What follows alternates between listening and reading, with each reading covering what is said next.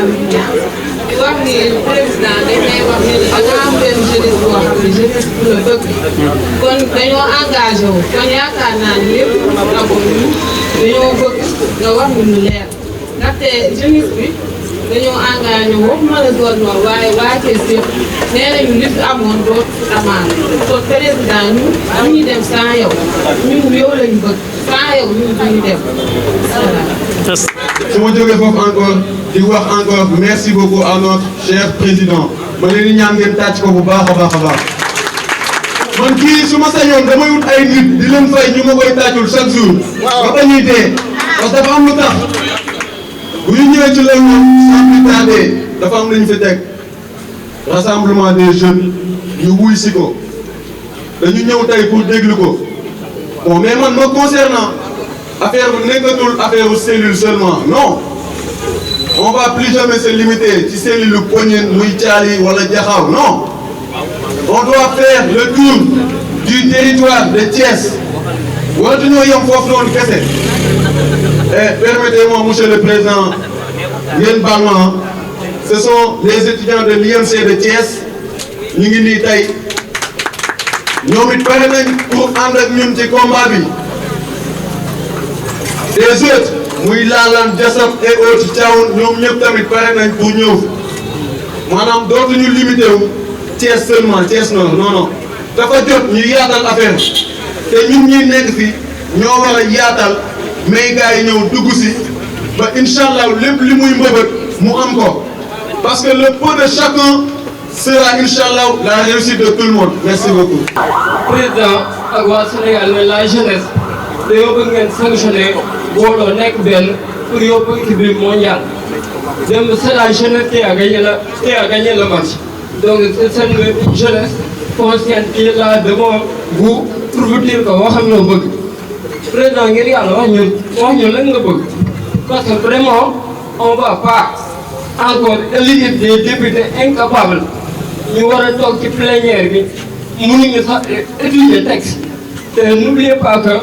la chambre parlementaire c'est le deuxième pouvoir du pays donc lenn rek moo jaaxal kenn ñu jaaxal mooy monsieur le président Avignon boo waxoon lu leer tey ñu def différence fi muy terminer mooy jeunesse bu daw caravane daw de Diakhao daw la wax daw di daw di fekk ba format des questions uniquement pour yow tey boo leen def loolu leneen ñu def ko mais benn affaire rek lañ soxla benn affaire nga wax ñu fii lañ jëm lii li nga bëgg a def ñu xool ko teg ko et encore une fois monsieur le président gëm ñu non dañu war a gëm parce que il est temps nga gëm ñu parce que ñun yow dañ gëm merci. Si tous les lycées sont représentés, si tous les quartiers sont représentés, donc Thiès est sous cette bâche. Et je vous demande d'applaudir très fort. Comme nous, dans la politique, ce qu'on a l'habitude de voir, c'est des bâches pleines, des cars pleins, ok, des bus pleins. C'est pas ce qui fait voter les gens. Dites aux gens ce qu'ils ont besoin d'entendre. Dites-leur la vérité. La vérité, c'est quoi? On a besoin de parrains. Ici, on n'a pas ce problème au niveau du mouvement de Avignon. Demandez-nous le nom que vous voulez, on vous donnera plus que ce que vous avez demandé. Mais le problème, c'est quoi? On va vers des législatives et c'est pas chose aisée, c'est pas facile. On va pas se voiler la face. Sweden, nous disons nous jël ay départemental ay zone nord moom ay dégg ba léegi zone nord la fi dégg on va battre une liste régionale dañuy dem et ku taxaw suñu dañuy dem donc ce message je vais lancer un message au président de la République sous ces pages se trouve tout Thiès si vous décodez ce message vous comprendrez que toute la population Thiès demande à ce que ce président le président Avignon notre frère notre tout. On veut qu'il soit, je ne dis pas député, il ne faut pas être député ou bien non. Il veut représenter la population. C'est nous la population demandons qu'il soit notre représentant au niveau de l'Assemblée. Parce qu'on veut des députés crédibles, on veut des députés à qui la population peut donner quelque chose. On veut des gens qui nga xamante ni nit ñi ñoo leen soxla pas des gens yoo xam ne dañ leen boole rek dugal leen seen liste pour ñu toog ñu leen di tàccu ou bien ñuy tàccu à l'Assemblée nationale. Donc président Habib Niang, comme la jeunesse l'a dit, on a décortiqué le message. Tout le monde s'est engagé à vous accompagner pour ces législatives et nous sommes prêts à tout faire. Ceci étant, la jeunesse nous appelle à plus d'abnégation. Ñu ngi leen di woo si liggéey bu métti bu ñu naxant lu ñu laaj nag am nañ façon nit bu nekk na mais ñu ngi jëm si combat bu métti et aussi dem nag da ngay pare. Il s'agit pas de venir là et d'applaudir wax ay kàddu yu neex loolu dañuy summeeku dugg si biir terrain bi liggéey kii pour ñu fal ko am na ay sympathisants am na ay militants mais aussi on va montrer aux autres Thiessois dans toutes les zones de Thiès nord est ouest que l'homme idéal pour cette région je veux dire c'est le président Habib Niang. Et gars yi pour mu nekk dafa yomb on a une opposition jeune xam ngeen lu tax pouvoir bi am problème parce que l'opposition est jeune. Donc on a besoin de jeunes comme le président Habib Niang pour contrer l'opposition dans tout ce qu'ils font. Les présidents, ils ont dépassé l'âge bi nga xamante ni mën nañu rivaliser avec cette opposition jeune. Donc nous les jeunes, si on veut prendre notre destin en main, il va falloir mettre dans les postes qu'il faut, les hommes qu'il faut. Et l'homme qu'il faut sur cette base est ce président et le président Habib Niang. Maintenant ndaw ñii dañoo wàcc ñëw joxuñu kenn pass gis nga ñee dañoo sol seen uniforme école lañu jóge ñëw ñii jóge Jules Sagna ñii jóge fu nekk ñii jóge Dakar ñëw abnégation boobu noonu message la bu ñuy lancer président de la République Macky Sall. Président ñu ngi lay ñaan nga jëlal ñu suñu président bi fekk ko diriger liste régionale waxuñu départemental régional parce que cette jeunesse est prête à l'imposer parce qu'on veut prendre Thiès. Thiès c'est la deuxième ville du Sénégal et Thiès manque de tout parce que on met des hommes à qui la population a tourné le dos. Nit yi nga xamante ni foo leen tudd rek nit ñi ne cam kenn bëggu leen waaw mais président tegal ñu ko ñu bëgg. Et c'est beaucoup demandé. On voit le président Habib Niang. Mais là, on vous l'impose, monsieur le président. Ok? On vous l'impose. C'est notre choix. Et ce choix, on va tout faire pour le réaliser. Tout faire. Tôt ou tard. Donc, je vous appelle à plus d'abnégation, à plus de travail, mais à plus d'organisation. maa ngi leen di nuyu ñi fi toog ñëpp ku si nekk tur ak santam tey dama def exprès parce que politique stratégie la wootee jour mercredi yaakaar naa ne ku si nekk xam nañu saa yi ñuy wootee rek jour samedi nañu wootee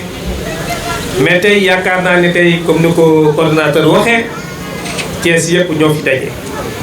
am na étudiants sax yoo xam ne amoon nañu tey cours bon vraiment je m'excuse dañu ñu dagg seen cours mais président ba wootee tey il a que ñu dagg suñu cours pour ñëw yaa ñu ko jaaral. maa ngi remercier d'abord toutes les cellules waxatuma zone nord de la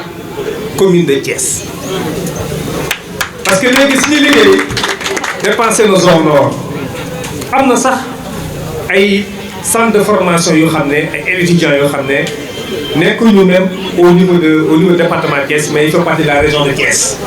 ay Mboro feneen ni ngi fii toog bu ñu déggee information bi automatiquement ñoom ñu ne président ñun à la kulia dañuy ñëw donc tey gis naa ne seen taxawaay yëpp ñu fi teew ñëpp cellules yaa ngi fii tey xam nañu tey du jour boo xam ne ñëpp dañu liggéey yëpp ngeen bàyyi seen yitte yëpp ngir kenn ku ko jar mooy Habib Niang moo ko jar étudiants yaa ngi fii jeunesse Habib Niang ngi fii coché dawkat voiture yaa ngi fii jakartaman yaa ngi fii soudeur yaa ngi fii ñëpp ni ngi fii donc li may wax rek mooy man li ma soxla sax mooy les présidents de cellules pour ñu wax entre ñoom mais nag comme fi may faral di waxee rek Habib Niang bu kenn neex moo tax mu ne ñëpp nañu ñëw. Habib Niang aussi tamit di remercier surtout tamit la gouvernante des élèves. waaw xaw ma leen sax xaw ma leen organiser benn activité ma ne leen nekkuma fi dama voyager ñoom seen bopp espèce laa waxante ak ñoom seen président pare naa si ñoom nee na président foo wootee jaral ñi ñëw.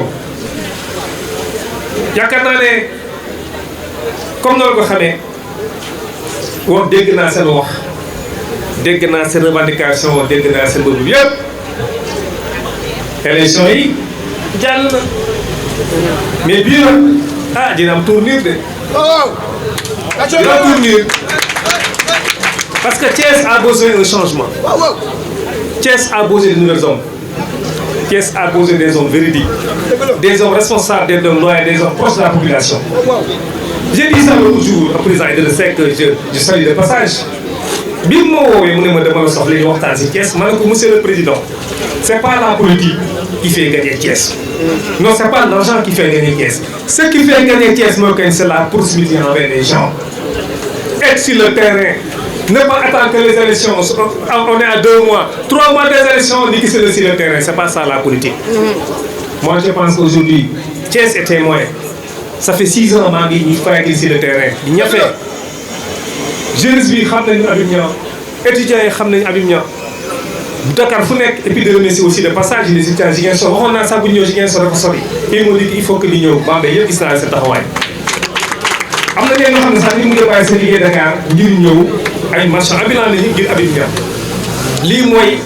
ni ngeen mel ak man vraiment da ngeen ma daan njukkal. li may wax nag mooy seen tegteer ni ngi dugg de si ay élections. élections yu xam ne c'est très important. élections yu xam ne dogal buy am foofu nañ koy déroulé mooy lan mooy élections législatives. keroog samedi yee passé ça fait 2 semaines woote naa fi par tous les présidents des cellules des femmes bi ma lancé le message je vous le dis en passage dama pare sama programme c'était le samedi passé le lundi j'ai reçu 1500 parrains 1500 signatures pour le parrainage 1500 di diggante samedi ba lundi jigéen ñi dañoo ko jox mu ngi nii donc vous la jeunesse je vous lance un défi xam nga tey le maximum c'est par région c'est 1000 par région kon donc ñun on a atteint peut-être l'objectif mais objectif mooy lan moi j'ai pas besoin de ça ce que j'ai besoin mooy j'ai besoin de 25 000 signatures dans la région de Thiès je dirais même dans la commune de Thiès fiche yaa ngi noonu commencé nañ ko lancer def nañ fi benn comité bu xam ne ils sont là en permanence pour ñi nga xam ne maanaam dañu bëgg ñëw bindu mën na ñëw bindu dégg nga rek maa ngi yoroon lu mot presque lu mot 30 fiches am na ñenn ñoo xam ne sax bon je vous dis benn région au niveau de la région de Matam ils m'ont remis 700 signatures ma ne mais écoutez man je suis de Dakar il m'a dit que non ñun ñii ñoo la ko jox ndigal ñun ñoo la ko jàppale jox nañ ma ay fiches donc vous dites que je vous lance un défi. cette défi nag xam nga jeunesse si mooy fal yaakaar naa ne démb de passage nous félicitons les Lions gis ngeen démb li génn si jeunesse kenn nekk mu Sénégal mu soo xalaat nekk am na ay ndaw yu fi doon. xoolal li génn démb rek si àdduna bi fu nekk tey mais lii même le président est dafa étonné li fi génn démb si wàllu jeunesse gis nga cette jeunesse là ñoom ñooy fal de ak jigéen ñi. donc mon frère nañu fexe ñun bu leen sacrifier bu leen fexe seen bu leen mettre en jeu votre avenir. bu leen nangoo ko di leen di nax si ay détails Thiès a tellement de ministres ñu fi jaar y a tellement de DG ñu fi jaar yaakaar naa ne gis ngeen est-ce que gis ngeen seen bopp. nañu waxante dëgg xam nga loolu waraloon mooy lan mooy la proximité envers les gens et puis je vous toujours wax naa ko la politique y a pas de sentimental en politique il faut poser des actes yaakaar naa ne yéen ñi tey Habib Niang bi posé woon des actes fii ngeen wàcc dem di feneen. J'ai reçu même des gens qui ne sont pas de la mouvance présidentielle, c'est des gens qui étaient même candidats. Ils m'ont dit que président Habib Niang, est-ce que xam nga ne boo demoon dañuy toog ñu ànd ak yow parce que li ngay def yow li ngay liggéey maire ngay def man ne man sama askan rek moo ma ñaax. Maintenant je vous lance un défi vous la jeunesse d'Habib Niang vous les femmes les filles de Habib Niang jóg leen takk leen seen ndigg bu baax a baax fiche de parrainage yaa ngi fii fexe naa bëgg naa au moins ne Habib Niang président indi nañ ne 10 000 signatures pour la jeunesse voilà ça sur la table je sais que c'est pas possible pour la jeunesse je sais que peut-être j'aurai au moins 2500 signatures moo tax je compte beaucoup sur mes mères et sœurs parce que wax naa leen sànq le samedi diggante samedi ak lundi rek am naa 1500 signatures yow kan ma ko mun def signatures yaa ngi nii vous la presse vous êtes présents les choses sont là et claires et nettes c'est les femmes qui m'ont remis ça ñëpp ngi nii seen carte d'identité yaa ngi nii c'est eux qui m'ont donné ça 1500 signatures sama objectif mooy lan mooy 25 000 signatures laa bëgg a poser sur la table 25 000 signatures on a combien on a 3 députés et puis on a besoin des députés responsables comme ni ñu ko waxee pas des députés yoo xam ne dañu fa nekk di xuloo di xeex rek di lijjanti seen bopp taxu ñu jóg des députés yu xam ne ëllëg fu ñu toog étudiants yi seen soxla dina aaju parce que déjà conditions yu nekk à Dakar c'est difficile c'est crucial da leen di yërëm non man tout le temps je suis avec eux maa ngi leen di seeti man rek ma laaj leen mën nañu wax maa am fit dugub bi université ñëpp teeru ma gis nañ ko parce que même les gens qui sont contre du pouvoir buñ ma gisee même lii yow yaa ko sañu def parce que pourquoi samay rak samay jarbaat nañu am na droit gis lenn loo xam ne doxul mooy ni si sama pied d'édifice je l'ai fait à Cheikh Anta Diop je l'ai fait à Bambey ba crise bi amee taal naa sama oto kenn joxuma dërëm ma taal sama oto dem seen waxtaan amical bi sant yàlla Ziguinchor aussi j'ai fait le coup en tout cas mes frères li mu leen di lancer mooy liggéey bi démarré na élection yi ni ngi neroo de xam nga dañuy wax 4 mois mu si des mën naa xam ne ñaari weer moo si des dañuy fexee récupérer les fiches remplir ko déposer ko niveau de la permanence ni xaar nag bu boobaa bu bés baax jotee bu yàlla defee jàmb bu ñuy waree ba pare on va faire une démonstration de force au niveau des stades on posera 25 plus même 30 000 signatures sur la table ni wax kan la ñu jàppale ça il faut que ça soit clair et net ñun aussi il faut comprendre nos responsabilités on est dans la coalition mais on peut prendre des gens yoo xam ne ñëpp xam nañ ñu mu demee à Thiès di nekk seen ginnaaw des gens comme les Thiessois ne connaissent même pas prenez ici 10 personnes à Thiès kii Habib Niang xale bu ndaw sax man démb j'étais pas là j'étais nekk moo fi Médina Fall sax mais xoolal leen démb li xew Médina Fall des centaines de jeunes génn di jubilé Habib Niang yaa fi jaar fekk yàlla xam ne maa ngi Dakar j'étais au bureau parce que approche bi la population da ngay dox si tali bi sa xale bu ndaw wala na président nu ma def inscrit donc utal carte d'identité ren nag et puis je lance un message aussi ñu dimbali tamit xale yi xam ne seen carte d'identité génn ba léegi carte d'identité génn parce que primo votant yu bëri seen carte d'identité ren génnul woon bon on comprend mais moo tax ma leen di ñaan dama leen ngeen récupérer encore seen carte lecteurs yi carte yi c'est disponible parce que ñun boo ànd ak Habib Niang amoon arme aussi ce n'est plus la peine ak comme ni nga koy waxee ay procureur du terrain c'est le terrain et qui occupe le terrain en permanence yéen xam ngeen sama position xam ngeen ni ma mel ak yéen comme loolu xamee depuis élection yi ba léegi amuñu benn activité bu ñu def dañu doon xaar di defaat benn diagnostic mais yaakaar naa ne bi yoon dinañ indi benn force de frappe boo xam ne incha allah yaakaar naa kenn duñu attan Thiès jigéen même en dehors de Thiès ça je vous le dis faire gis nga li fi am nii waa Guédiawaye sax ñu may xaar waa Pikine ñu may xaar waa Dakar sax ñu may xaar ça je vous le dis en tout cas maa leen di gën a encore di leen gën a ñëkkal aussi encore di leen gën a doole ngeen gën a jàpp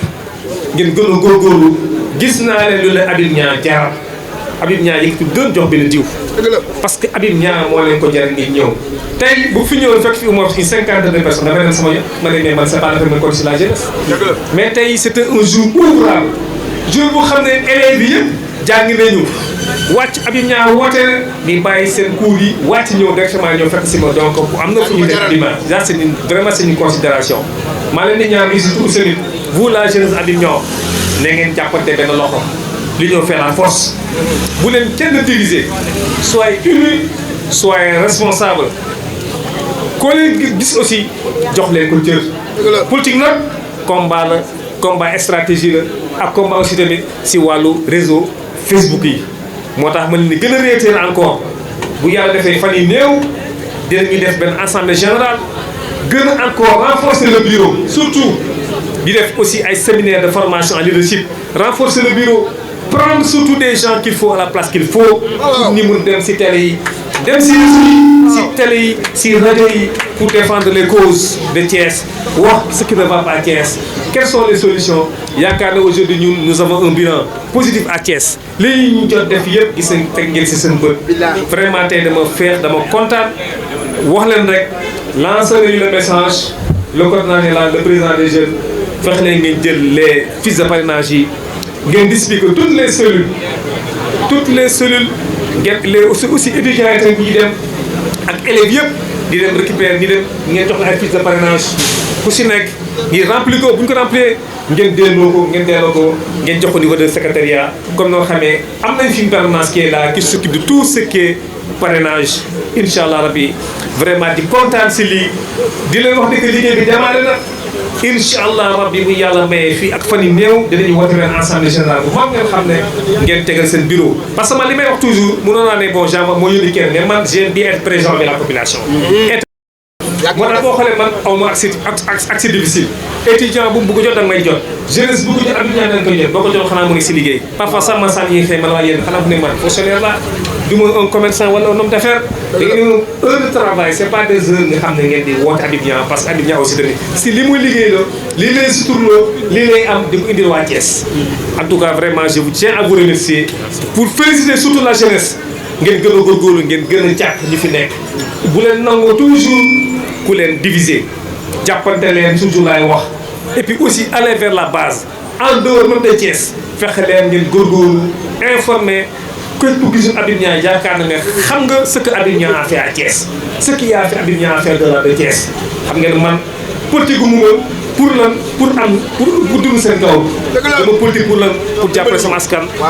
mooy kan mooy Sénégal sama askan mooy kan mooy Thiès vraiment di kontaan bu baax di la remercier toutes les cellules présentes toutes les amicales des étudiants des élèves yëpp bu doon ne bu ma juumee rek damay lim vraiment et puis maa ngi remercier tous les staffs surtout la jeunesse wasalaam jërë ngeen jëf